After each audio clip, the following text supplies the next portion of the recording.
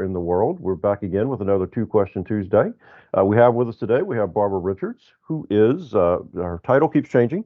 She is Senior Analyst Hardware, and she works with me here at Infosource. Barbara, I'm glad I finally corralled you into doing one of these. Hi, Brian. Thanks very much for having me today. Right. So let's dive right in.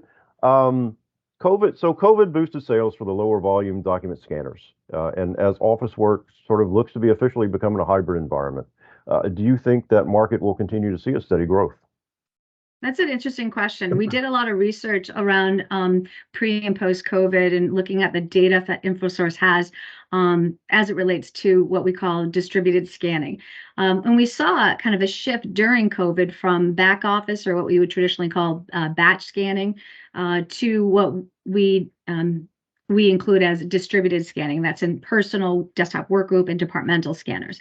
And a lot of that had to do with, of course, the fact that there were remote workers, and they needed to continue to work in a location that provided workflow capabilities for them. And so they shifted their buying and purchasing decisions. And a lot of times that was done at a corporate level, and it was done through a traditional VAR, scanner VAR, or it could have been through a corporate account.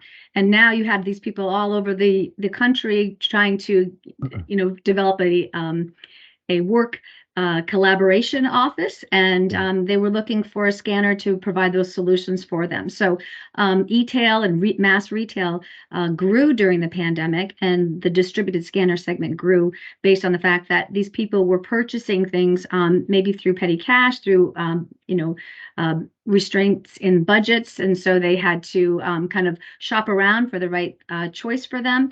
And so they, they purchased things that they could afford, and maybe they were reimbursed at a later date.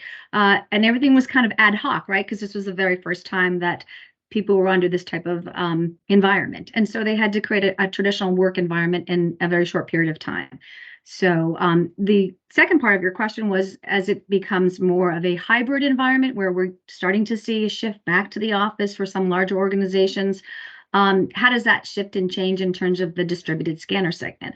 And our data has indicated that we are seeing some steady growth opportunities still as folks go back to the office, and that hybrid work environment is leaning itself to have people be able to have a little bit more flexibility with their workflow. And there's a couple of things that are important to those consumers that are purchasing those types of devices. As it relates to the feature set and functionality of those scanners, that's kind of shifted.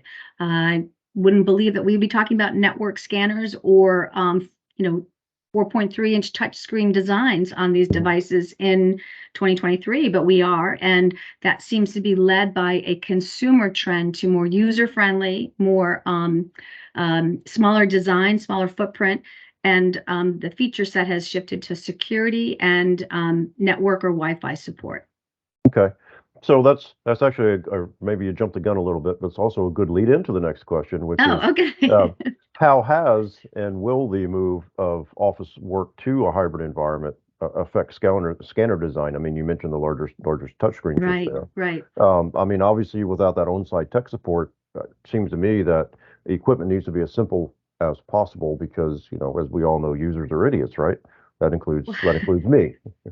There's certainly the plug and play capability, and they're going to need to be able to create that digital workflow in their hybrid office environment. And so definitely we'll see more of that. And there's other things that are happening. It's not that batch scanning or back office is going away. It's just kind of shifted to the distributed side of the house for now. Okay. Barbara, thank you very much for finally joining me.